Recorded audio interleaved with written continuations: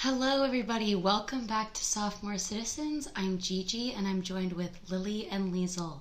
How are we all doing today? I'm doing pretty good. I described yesterday as one of my worst days of the quarantine, so there's really only up to go from there. I happened to trip and fall over on a walk we were on. I was just in a crotchety mood and was just really getting dragged down, by the queue. Mm-hmm. But today has been much more calming, much more peaceful, and I'm loving it today. Lovely. Lilly? I'm feeling good. As we were talking about earlier, I did my nails yesterday thanks to Liesel's color recommendations, and looking down at them is really making me happy and changing my mood. So to be completely honest, my nails are really making me feel great today. Fantastic. This is episode number 3. Technically number 2, but sort of number 3. 1, 2, 3. It's a lucky day for me. So I'm feeling great. I'm feeling excited about this episode. We have unfortunately sort of breached the usual system where we don't discuss our topics prior to actually getting on the air. But I made sure to put an end to it once we had decided that a topic had come to the forefront. And I know that we're all feeling very excited to get chatting about all of this. So if anyone doesn't have any other things that they'd like to share, Lilly, would you like to start us off with your topic? Okay, yes. My topic is the recently announced live-action film of The Magic School Bus. And I'm feeling really excited about this because I loved The Magic School Bus, both the TV show and the books as a kid. And I actually recently watched an episode, and it held up being the great show that I remembered it to be. So I'm personally feeling very excited about this. I think the casting of Elizabeth Banks as Miss Frizzle is great. I love Miss Frizzle. And I will definitely be watching this when it comes out, but I know that maybe both of you feel differently. I would just like to start off by saying, I don't think I have any particularly strong feelings towards this new live-action Magic School Bus. I remember enjoying the show as a kid. The one that stands out in my mind is the one when they go through the digestive system. That's obvious. Because I'm pretty sure that one also gets utilized, in the science unit where you learn about the GI tract or whatever it is. And I remember them, being in the school bus, flying down into the stomach, and all of the different characters. I feel like it wasn't just the stomach. I also remember them being near some red blood cells. Well, either way, I remember it being the digestive system. Okay. But Fair. who knows? We'd have to take to the episode to get down to the bottom of that. But the point of my little spiel here is just that, I think if it were to come out on Netflix, I would be happy to watch it. Would I see myself going to the theater? Probably not. But also then again, Liesel and I love to go to the theater. We go all the time when it's not under these, under the novel coronavirus. So now that I've explained my generally neutral stance on this, I'll let you two girls hash it out, and I will speak up when I feel necessary. Okay, first and foremost, I would like to say I'm happy for all of the kids out there. I'm happy they're getting some kiddie content. I'm glad that they're going to be able to go to the theater and enjoy, what Miss Frizzle has to offer. And maybe this is bringing Miss Frizzle to, a new generation. I think that's really sweet. I love all of that for the kids. I have a question. Mm-hmm. They're going to give Elizabeth Banks red hair, right? They can't not. But yeah, they definitely have to. Okay. I just wanted that to be clear. I keep thinking in my head the name Elizabeth Warren instead of Elizabeth Banks. And I'd like to also just put it out there that I think Elizabeth Warren, I would rather watch Elizabeth Warren be Miss Frizzle than Miss Elizabeth Banks, who, I'm so sorry, is trash. Why do you have such an issue with Elizabeth Banks? Are you kidding me? Name one good movie she's in. Okay, I cannot do that I cannot name one good movie that Elizabeth Banks is in, so People I'll give really you like that. Anchorman. People, not us. But I think she's a great casting. Okay, she's fine casting for the kids. Once again, I'm Yes, reiterating. that's what I'm arguing. It's a kids movie, and here's where I would like to just say what my opinion is, and I think where I differ from Lily. I don't care to go anywhere near this. If it's on Netflix, if it's in the theater, I don't want to see it because it's for children. And I just think that the Magic School Bus is an educational show for children. I don't want to watch it. There's so many kids shows that you could put on right now, and I would be enthralled. You know, from iCarly, Drake and Josh, Zoe 101. Take us outside of Dan Schneider. Come on. To, you know, SpongeBob, to Timmy Turner, The Fairly Odd Parents, to Hannah Montana. I literally watched the Hannah Montana movie recently and enjoyed it. There's so many great nostalgic things from our childhood that I can totally enjoy to watch. And I was a kid who enjoyed the Magic School Bus. It's not that I don't like Magic School Bus, period. But it's for little kids. Can I can I just go back to Elizabeth Banks briefly, and then we can go back to this issue of kids versus adults. Mm-hmm. I also am now sort of coming to realize my personal issues with Elizabeth Banks in this role. As much as I do see what you're saying, Lil, like, it does feel like a pretty good fit.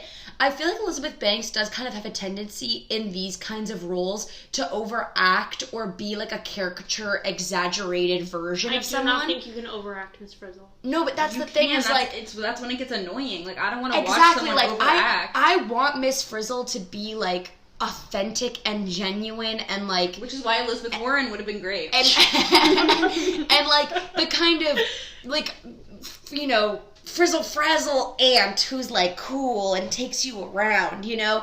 That's not Elizabeth Banks to me. She's not like a goofy, weird adult. Like, I don't enjoy her.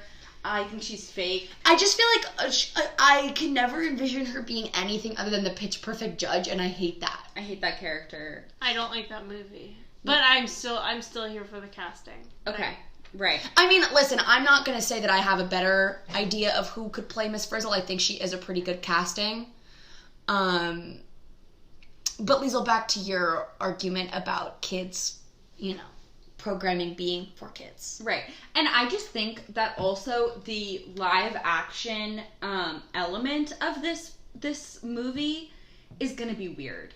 It's gonna be weird. Like, I love that. How exactly is the school bus gonna go on, like, the best a fun part. adventure? Watching the school bus real life fly? I'm sorry, what is more interesting than also, that? that's so boring. It's so not interesting. Let the record show I personally have love in my heart for the Sky High school bus. Don't let that go unknown. That's iconic. That's incredible. The Magic School Bus full of some weird live action real kids. Well, I'm just kind of curious to see, like, how much of the show's like vibe they try to maintain, or if they try and make it feel like a feature film. Do you know what I mean? Because there's a big difference.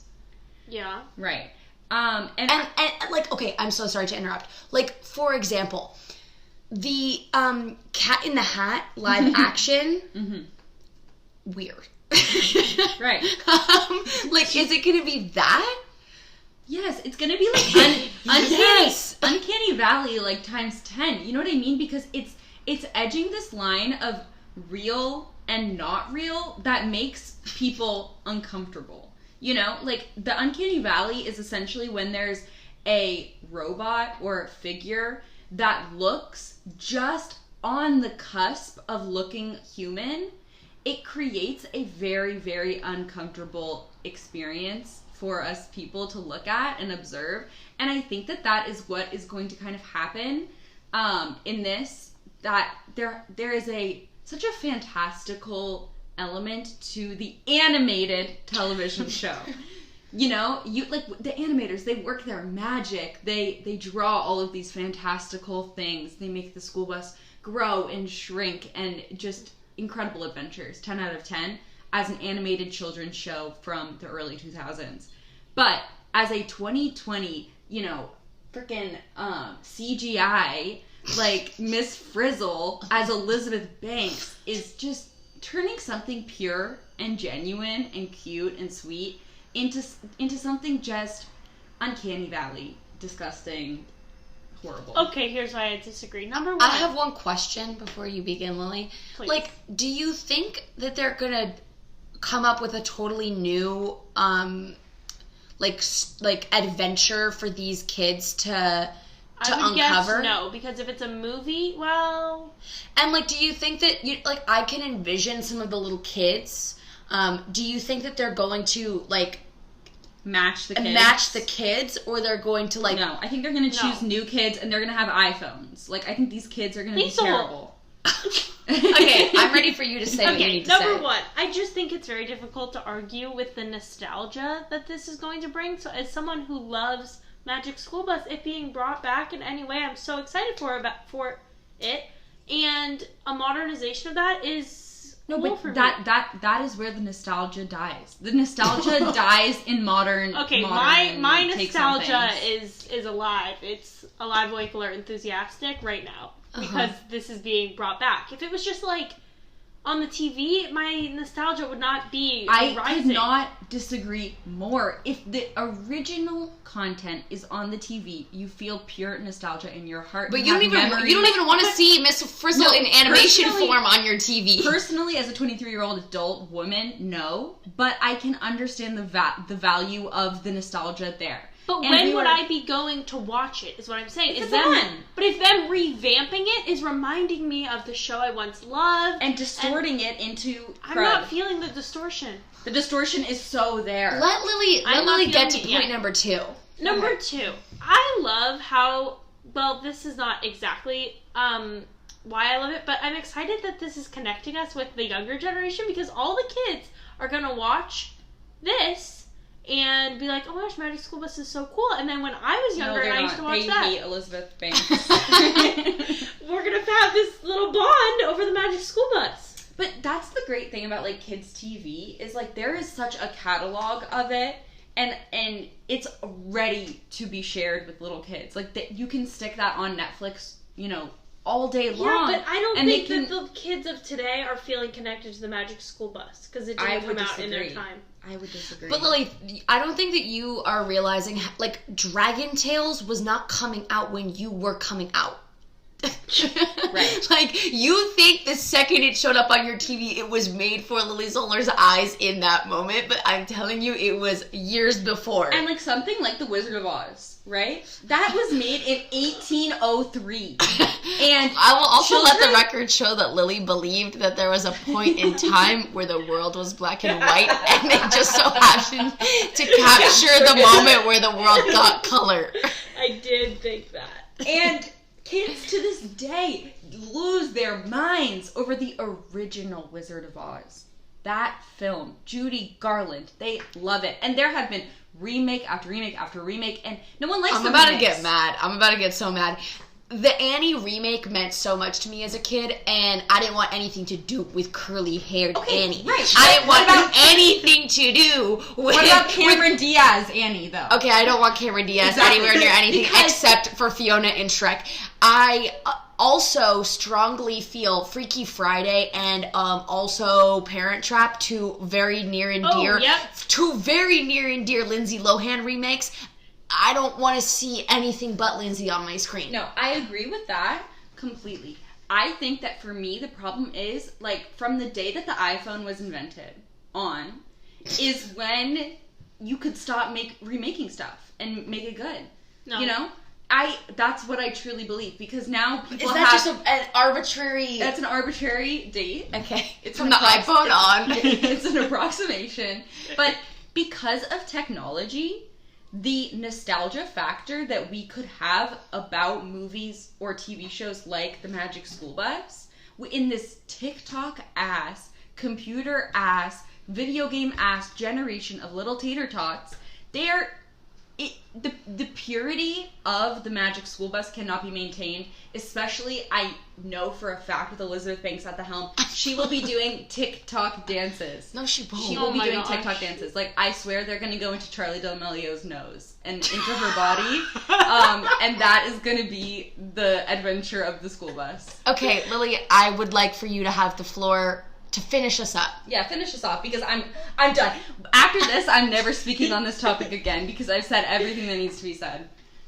I'm going to keep it short and sweet. I'm here for the remake. I'm so excited for it. It is awakening my nostalgia for this show that I would not have otherwise really thought about. I love that we're feeling connected to the younger generation. I'm so excited to watch the school bus fly, and if anything, the magic of the Magic School Bus is going to be elevated because it's going to be real and not animated. So I'm excited for it. Justice for this movie. Okay, here's my final words on this. The Magic I didn't School give Bus. you the floor. Just said you were going to talk about this after this. I said after this. You got to make a concluding statement. Okay. I have 3 sentences. Fine, for rebuttal. You. The Magic School Bus, the original show, Loki sucked. Elizabeth Banks is the worst human being to walk this planet. And 3, I don't like you if you go to see this movie in the theater. I am here for you if you go to see this movie, and I would love a buddy to go to see it with, because apparently Liesel will not be seeing it with me. So, once again, I will finish where I started. I feel relatively neutral towards this topic, unlike my 2 co-hosts. And with that, I will move us swiftly into our next topic, which will be my topic. This is something I think that has been relevant for a few years now, but I feel like is coming up again and again with more and more frequency lately. And this topic is cancel culture. I don't know if this is something that we are all on the same page about, but I guess we're going to find out.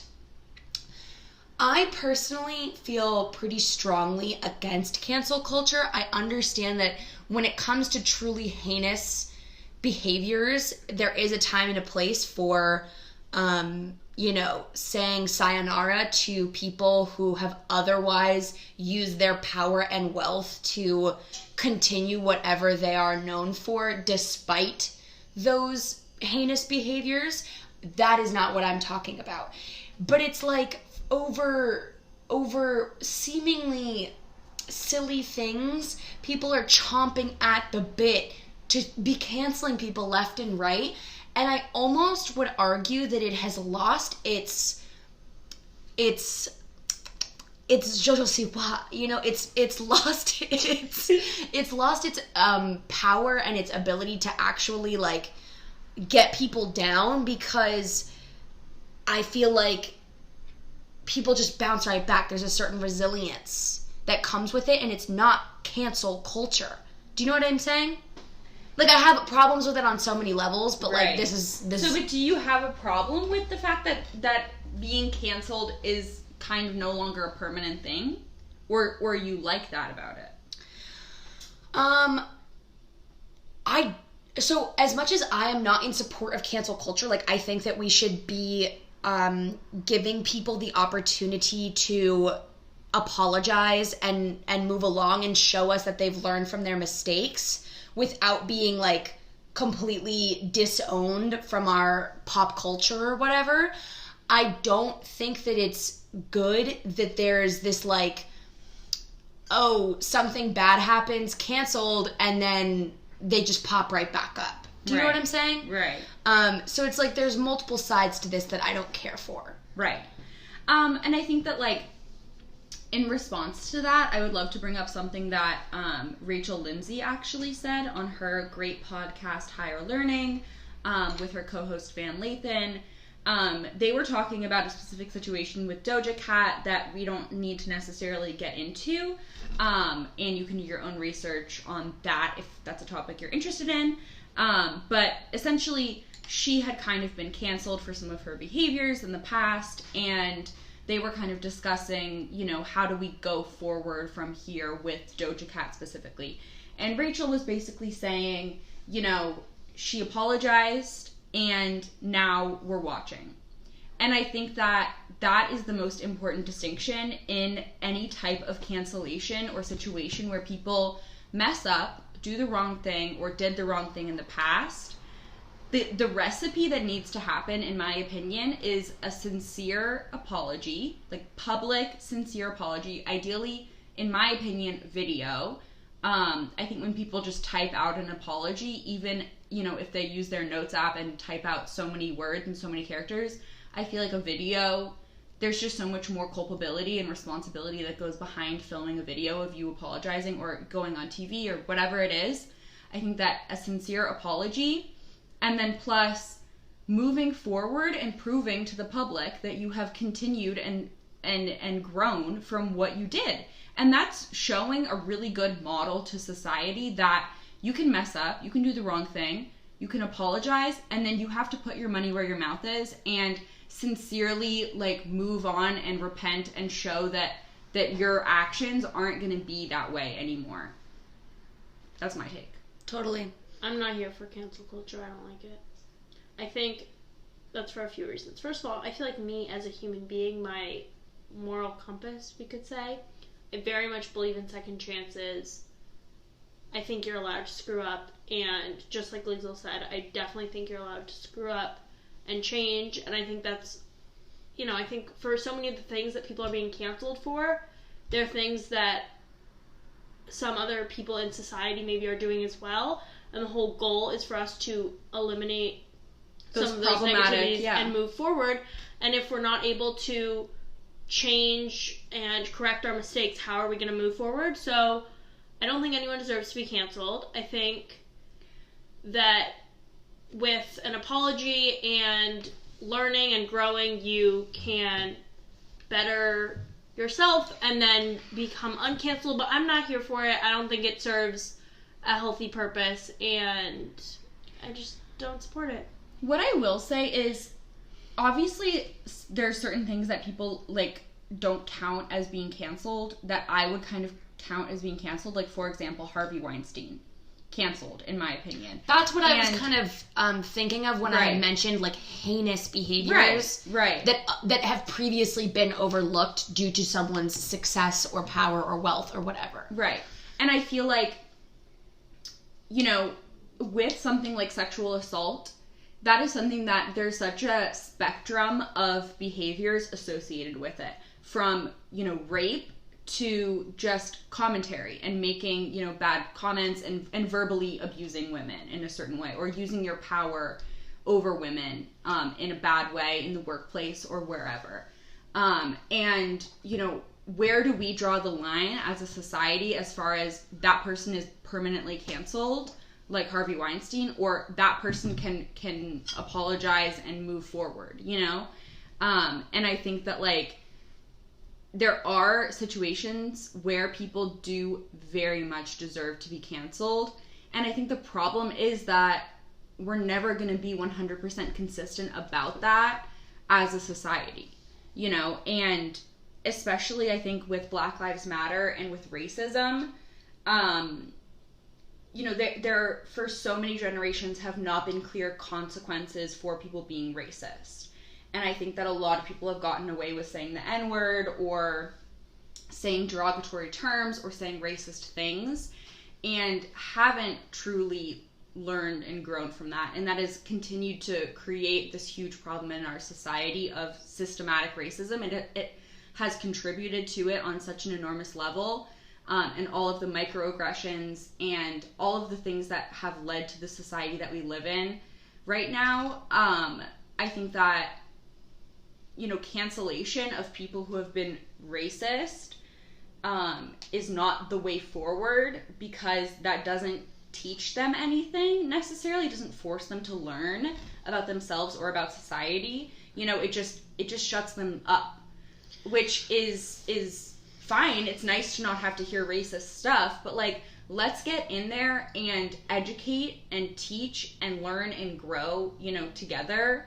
And I think when people authentically and really do that, then they deserve to be able to have success again, you know? And I think part of the problem with cancel culture and it sort of finding its way into these different areas, whether it be more serious topics like Black Lives Matter, as well as things like James Charles and Tati on YouTube having makeup drama. Right. It's like, it just sort of blurs the line for me. Like, it just, the idea that they would fall under the same kind of, like, umbrella becomes problematic. Yeah. And I also think that, like, just along the line of publicly making mistakes and being met with an attitude of, like, look, that wasn't okay, but we need to understand why and work through that and move forward, is something that's really important for like to occur in the public eye, but also like as an individual,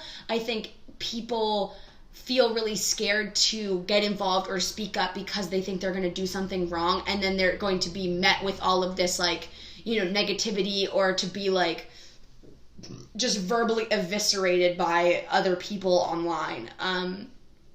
And like that doesn't create a healthy environment for growth and for moving forward. Yeah. And I just think that like the phrase "they're canceled" has so much baggage to it, but it's also such an easy thing to say. Like, even recently, Stassi Schroeder from Vanderpump Rules was sort of canceled for some racist stuff that she did to, like, a coworker from Vanderpump Rules. And once again, we don't have to get into the details of that because it's kind of a lot. But I was talking to my mom about it, and I just said, you know, Stassi got canceled. And my mom said, well, why? And then, of course, you explain, you know, the dynamics of what happened. And it's kind of like, the sentence of Stassi got canceled is kind of meaningless at this point, and it doesn't really help the conversation. I think it would have been a lot better for me to say to my mom, you know, Stassi got fired from Vanderpump Rules because of X, Y, and Z, you know, or whatever, and instead, and take out that kind of middleman phrase in conversation of like, they got canceled. Because when do you ever have a conversation with someone where you're like, you know, Gigi got canceled, and then you just don't expand on that? You know, you always are going to unpack it because people want to know, like, oh, well, what happened? So I think that we would be better off as a society to take that phrasing out and not necessarily take the behaviors associated with canceling out, but just the shortcut of language of saying, you know, oh, she's canceled, he's canceled, I feel like is not contributing good things to the conversation. I have two things to say.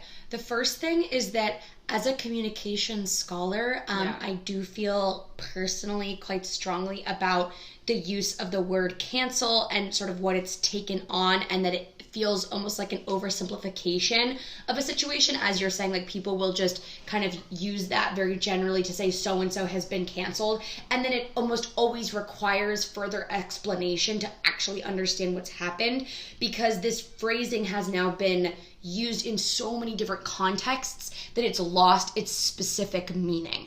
So I personally think something like checking culture fits more what I see it as, is like, you're checking people, you know what I mean? Like, there's like the checks and balances, you know what I mean? Like, everyone has to be aware that other, you know, citizens of our nation are here watching and listening and checking you. Yeah. You know, and checking up on you. Even just the sentence like, oh yeah, like Stassi got checked, you know, and fired for some racist behaviors feels a lot better than like Stassi got canceled. You know? And checked leaves room for, she got checked and then she learned. She bounced back. Yeah, She got unchecked. Yeah, she got balanced. You get checked and then you get balanced when you apologize and move on in a good way. Yeah, when your check bounces. When your check bounces. No, when your check bounces, that's when you actually get canceled. Oh, yeah. Shit. Okay. Yeah. But you can remove a check just as easily as you can give a check. True. So that's personally what I like, and I feel like it fits enough of the same like situations that it I don't know, for me it resonates. You know, that's for everyone as a society to decide. But I just want to go quickly back to what Lily had said towards the beginning, that like, as a person, and when it comes to my personal life, I also don't like the idea, which I understand it's two very different things. Like, as a society, what we value and what we show in the public eye says a lot, and like letting things slide really isn't cool in that environment. But like, as a person, I would never like have a friend do something to me unless it was, again, like over the edge, unequivocally like not okay.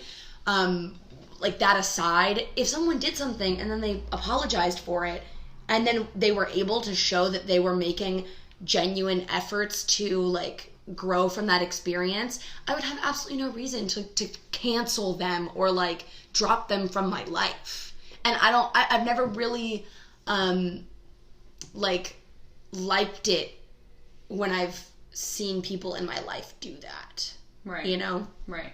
I also, in this conversation, hearing all of our issues with it, is that I have a really big problem with the fact that it is a culture. Like, it's not just canceling, and that even when, Gigi, when you brought this up, you said cancel culture, when it is so problematic, and I think even, well, I'm not going to speak for people that are in favor of it, but, like, clearly there are a lot of issues with it, and so, obviously, we've said many times that if there is a person that does a crime worthy of, I don't want to say canceled because we're just not going to use that word, but worthy of being thrown out, let's say, fine. There's a line, you can cross it, that's possible. But for the most part, like, that's not likely, that's kind of a rare case, so why is it a culture, why is it something happening time and time again, when it's only applicable in these truly, not special, but, like, stand out, heinous situations. It just shouldn't be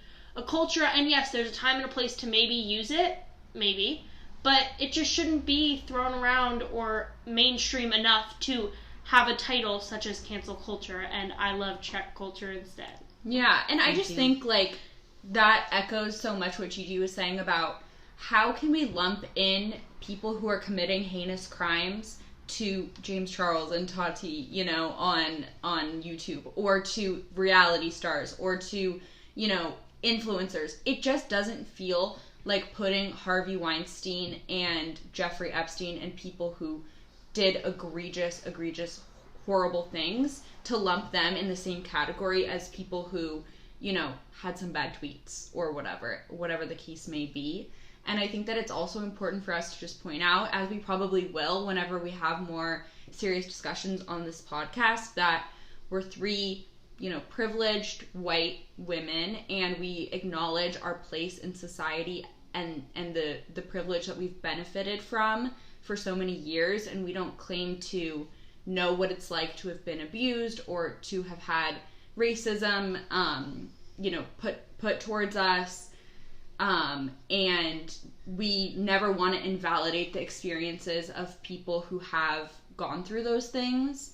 And, you know, we're just giving our opinion on kind of how we think this could be altered and changed. But I think we don't want to make anyone feel like invalid for having been offended by actions that people have done. You know, like, feeling offended and wanting someone to no longer be in the limelight because they've triggered you in some way is a totally valid emotion to feel. Absolutely. And I think that we want to, like, always validate that and, like, amplify voices of color and people who have been marginalized in any way. And I think that we want to make sure that the bad people are getting canceled and are getting checked and are getting, you know, adjusted, and that people really are, like, changing and growing and learning. Totally. So I think that's that on that. So Liesel, I will let you take it away with our third topic for today. Okay, I think we'll be jumping into something a little bit more fun and lighthearted. This is something that Gigi and I already talked about a little bit, but I think that Lilly will definitely bring new light to this conversation, as she always does.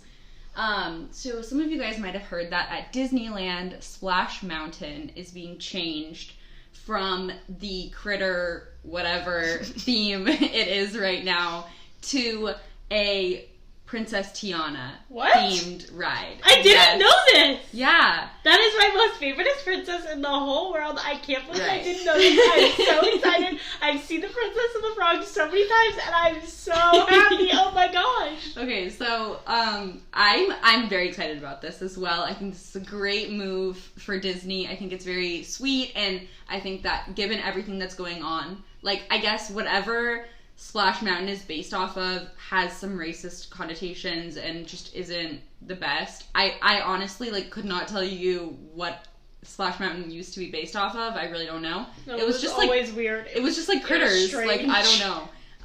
Like, yeehaw, I don't know. It must be some sort of, like, racist story or origin or undertones or something.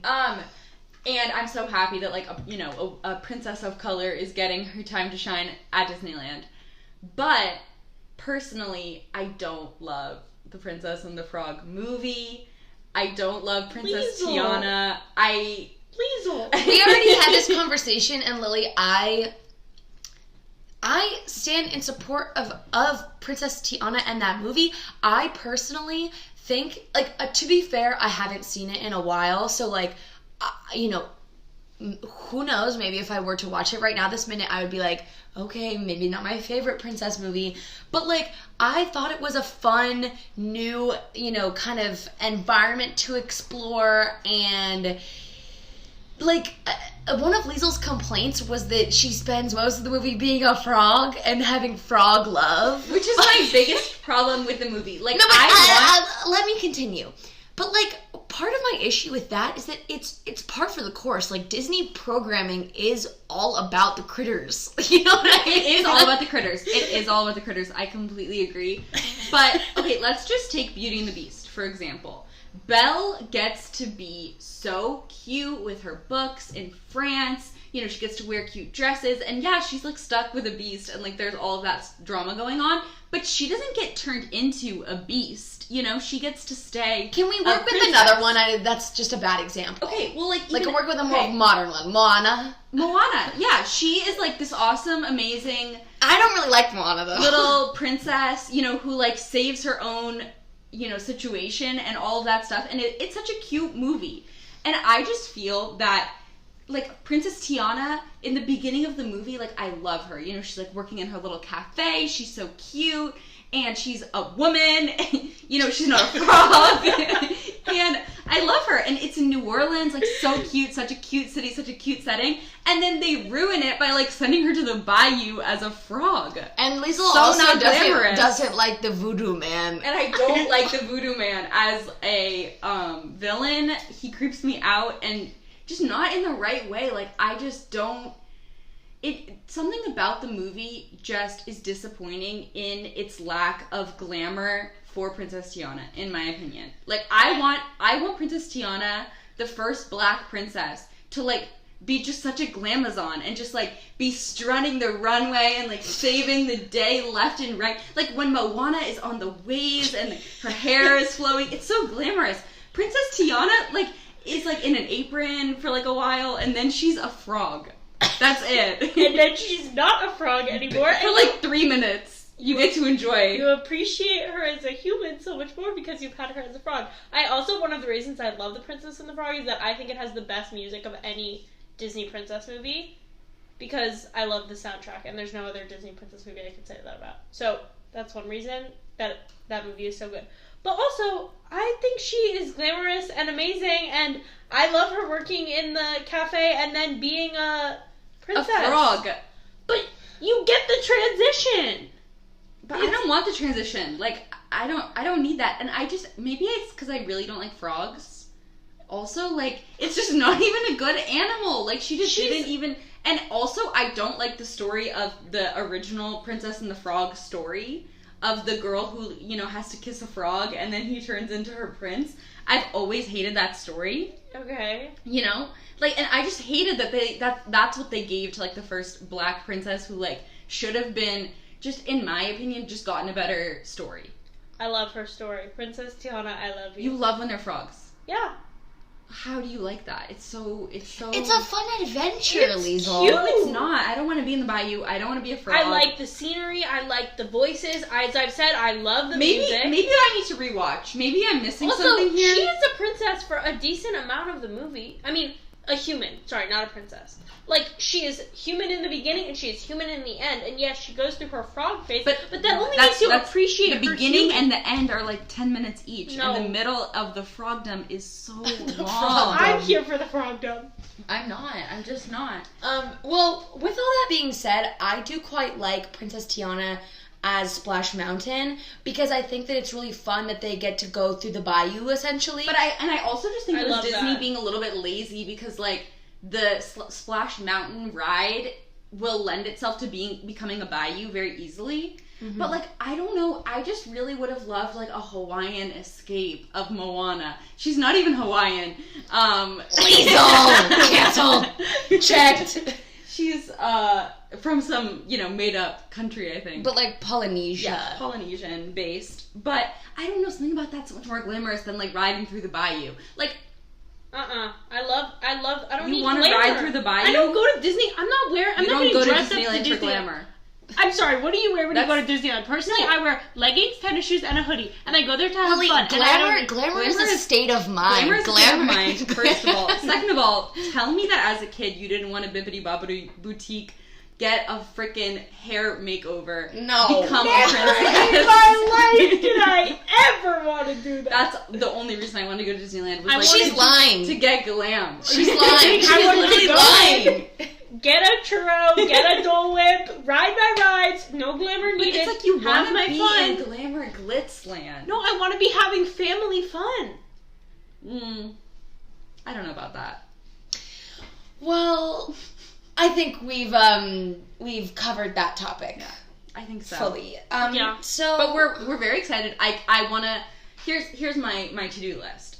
My first item on my to-do list is to just rewatch Princess and the Frog. Maybe I'll change my mind on that. Thing 2, and we have Disney Plus, so we can do that. Thing 2 on my to-do list is whenever COVID ends, to go to Disneyland, ride the new ride, see how we feel, and then maybe I'll write the script for Princess and the Frog 2. And I can give her more glamour. I can give her the glamour she deserved in movie number 1 and movie number 2. That's all I'm saying. wonderful. So now we will move on to our recommendations for this week. So Lily and Liesel have both been reading this fabulous book.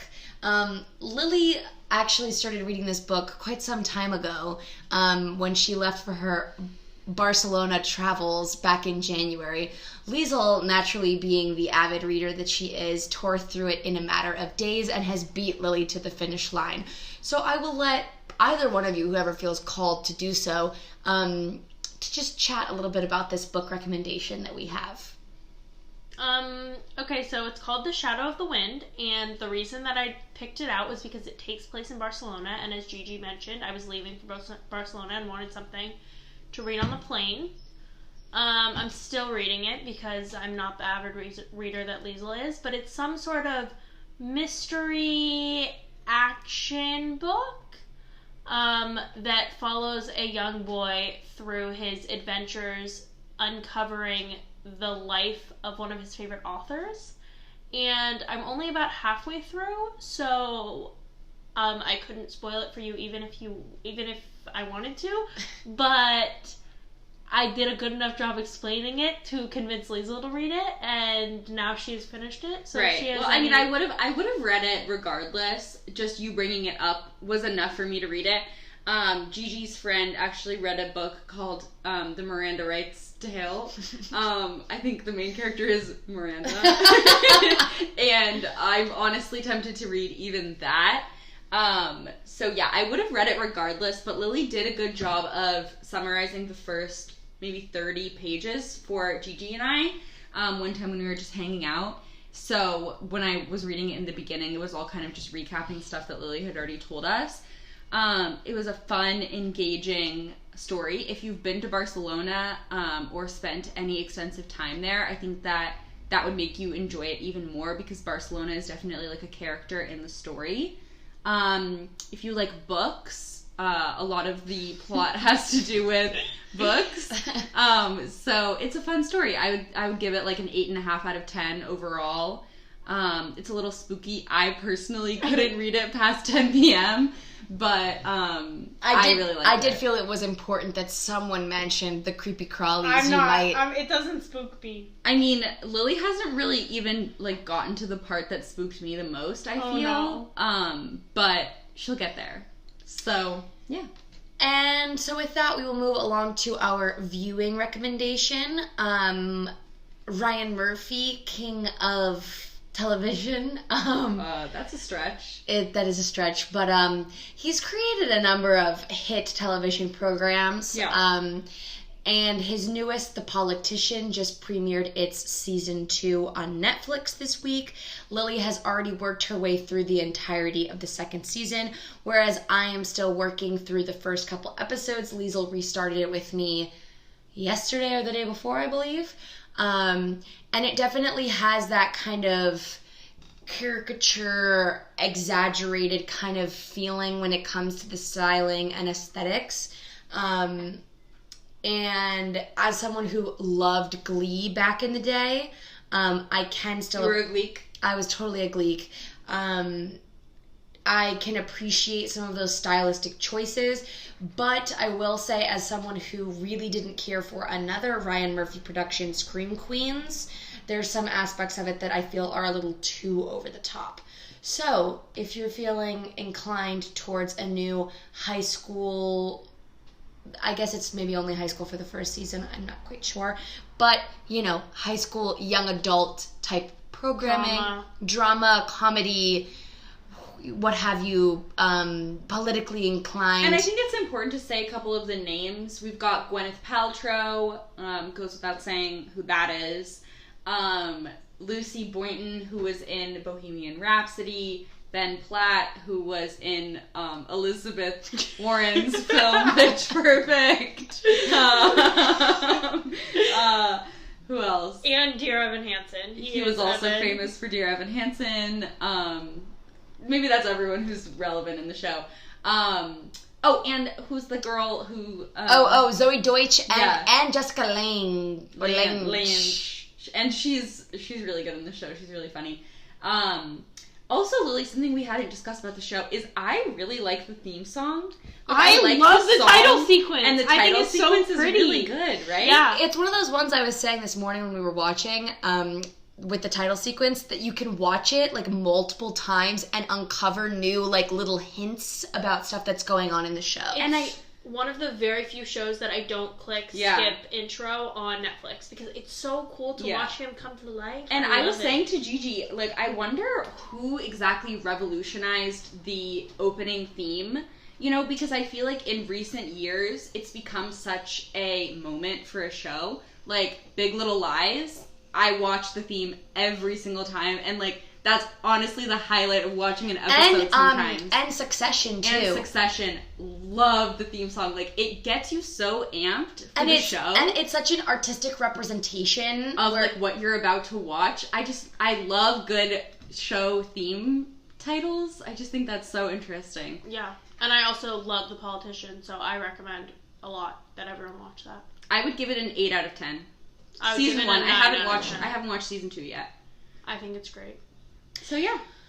All right, everyone. Thank you for listening, and we'll see you next week for another episode of The Sophomore Citizens. Bye.